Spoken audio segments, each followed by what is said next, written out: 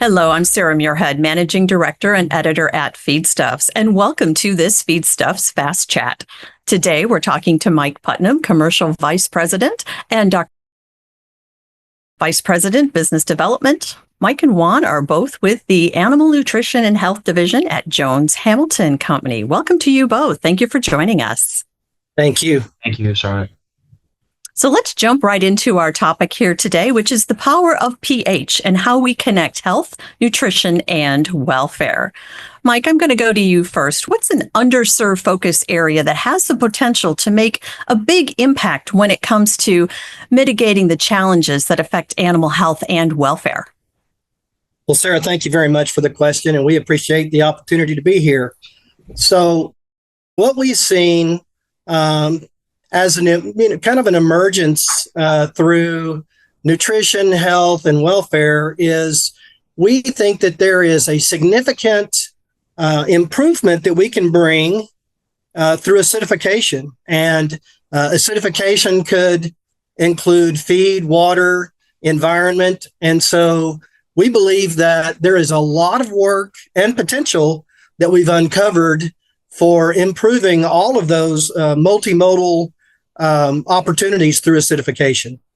So now pH is a basic concept that arguably doesn't really get a lot of attention. How did Jones Hamilton become the authority on pH? So Jones Hamilton back in the 80s and 90s really started looking at, through their cooperative efforts with different third-party research organizations and certain colleges, started really looking at how to address ammonia in built-up litter in chicken houses by applying sodium bisulfate. And what we found is that if we could lower the pH down, we could effectively mitigate ammonia emissions. And then we also, through our continued studies, found that we have a significant impact on bacterial proliferation. And now we're even learning about enteric health. So we found that if we can keep the pH lower than around 6, that we can mitigate ammonia. And if we can keep it, somewhere around 4, we can mitigate bacteria. And then we can also look at the positive effects that a lower pH has on enteric and gut health. So, Mike, give us some insight on some of the strategic partnerships that you've developed over the years. Oh, Sarah, great question. Yeah. So, we try to partner with many of the industry, not only the integrators, but the allied industry. Take, for instance, we have a significant partnership with Texas A&M. As a matter of fact, we have several Texas A&M alumni on our staff.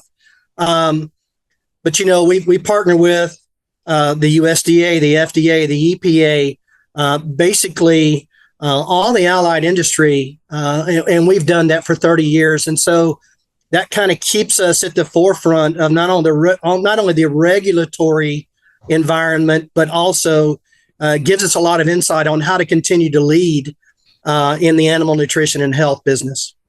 Very interesting. So Juan, then, after some 30 years of studying the impact of environment and pH on animal health, what would you say have been the key lessons here? Yeah, first of all, thank you for the opportunity and thank you for the question. I think over the last 30 years, one of the things that I would highlight about this path that we've been on is that Jones Hamilton has been a close partner of the poultry industry. So there's been a tremendous amount of lessons that we've learned alongside with the poultry industry.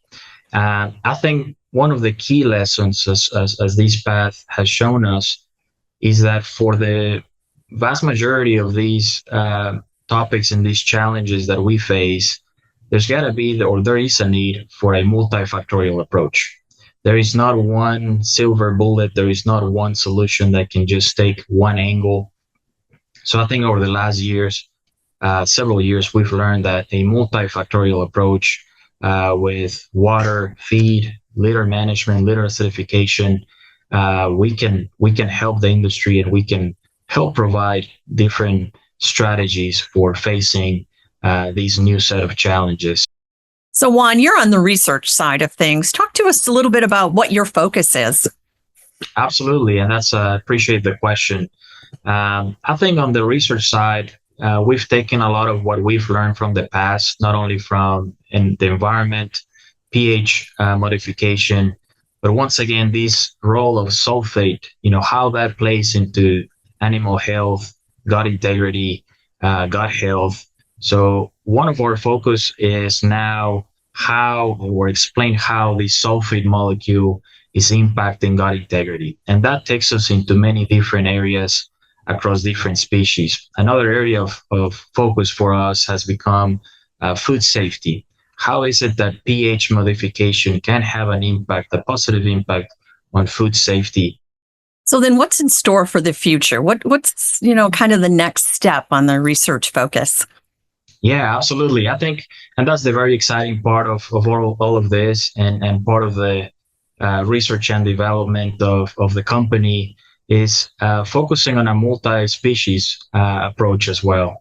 We have now put products on cattle, on dairy, and also looking in other poultry species. So for us, it's really diversification, taking everything that we've learned, not only from a pH modification, pH modulation standpoint, but also very importantly, and some of the things that we've learned is how the sulfate addition of the products that we handle, how is that having an impact on enteric health? And as we all know, most monogastric species have a similar physiology. So we've learned a tremendous amount of how sulfate plays a role in enteric health, gut integrity. So taking all that knowledge and putting it together for a multi-species approach, that's what's in store for Jones Hamilton. Taking everything that we've learned also from the environmental side and how that impacts animal health, animal nutrition, and of course, very importantly, animal welfare. Very good. Well, that's all we have time for here today. I want to thank both Mike and Juan for joining us in this Feedstuffs Fast Chat.